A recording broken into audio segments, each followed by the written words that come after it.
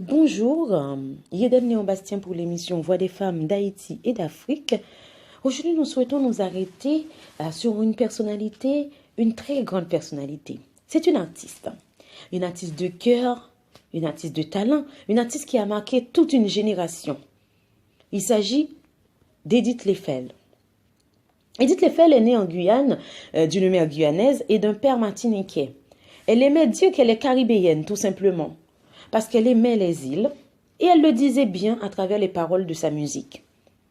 Edith Leffel dénonçait, elle parlait de ces sujets dont personne ne voulait en parler, ou de ces sujets dont on chuchotait sans même oser les dénoncer. Bien sûr, sans distinction de rang social. Edith Leffel touchait tout simplement des cœurs pour dénoncer des choses de la société, notamment la société antillaise. Une voix limpide, une force d'expression extraordinaire.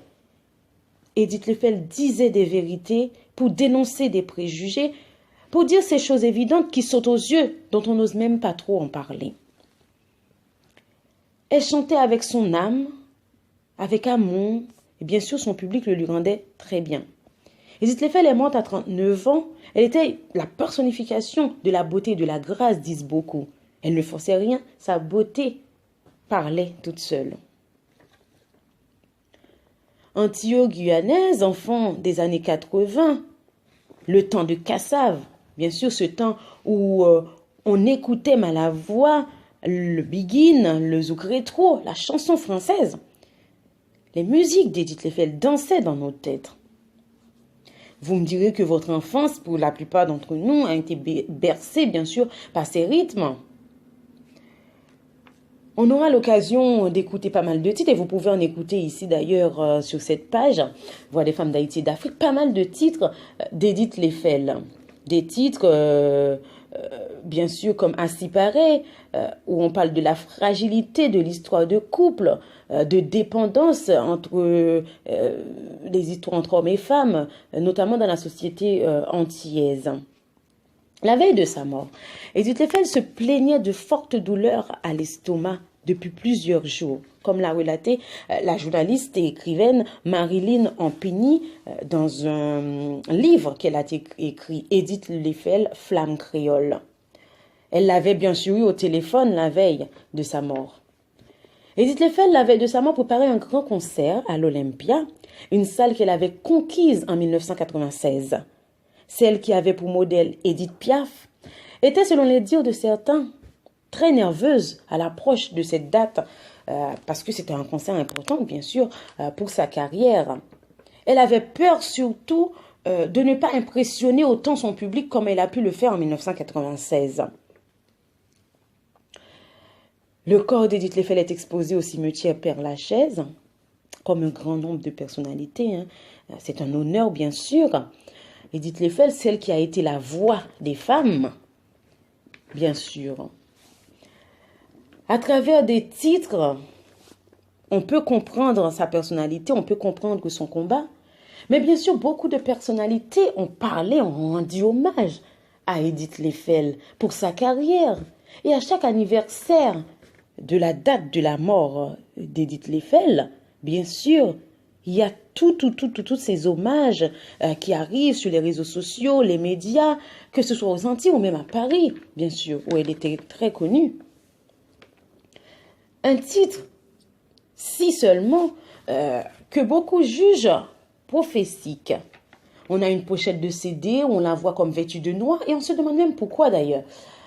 Pourquoi Edith Leffel a écrit le titre « Mon ange » par exemple, qui fait un succès incontestable. Un titre dans lequel elle parle d'un ange irréel, de rejoindre cet ange, de cette nuit qui la rapproche de cet ange. Elle parle du froid de la nuit, et cette même nuit qui lui permet de le rencontrer, cet ange. Autant de signes qui portent à croire que la diva tant adorée, tant aimée, tant chérie de tous, de ses fans, des Antillais, des Français, pressentait sa propre mort, selon beaucoup. Bien sûr, selon la majorité de ses proches, Edith Leffel avait des pressentiments de cette mort, d'où ses titres sur son dernier album et tous ses derniers titres, bien sûr, avant sa mort tragique. Edith Level savait aborder le sujet de société avec sincérité et surtout avec tendresse. Edith Level était une grande dame. Edith Level chantait pour les femmes. Edith Level dénonçait, bien sûr, à travers des titres où elle parle de violences faites aux femmes, où elle parle, bien sûr, de ces femmes qui luttent avec un mari et qui, après, bien sûr, tout cela finissent par les abandonner pour une autre, plus jeune, bien sûr, des souffrances, bien sûr, de femmes. Pas seulement antillaises, d'ailleurs, de femmes, tout simplement. Dans les relations dominant-dominé, elle savait passer les messages, bien sûr, et ce qui ressortait était bien sûr un message d'amour, de paix. La tombe d'Edith Leffel est l'une des plus fleuries du Père Lachaise. Donc, si je devais terminer ce petit reportage sur Edith Leffel, je le terminerai bien sûr avec le titre Marie ou le titre Femme, parce que c'est deux titres où vraiment elle parle de femme et elle parle pour la femme.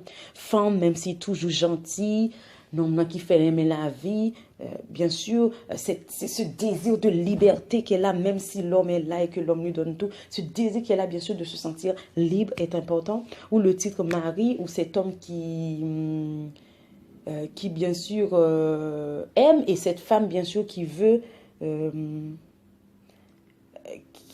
être là, cette femme qui veut être là, mais en même temps qui va disparaître d'une manière tragique, que cet homme qui se sent seul et qui a l'empreinte de cette femme dans son cœur.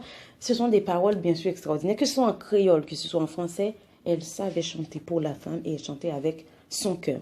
Je voulais lui rendre hommage aujourd'hui. C'était donc Yeden Léon Bastien pour l'émission Voix des femmes d'Haïti et d'Afrique avec le portrait d'Edith Leffel. À très bientôt.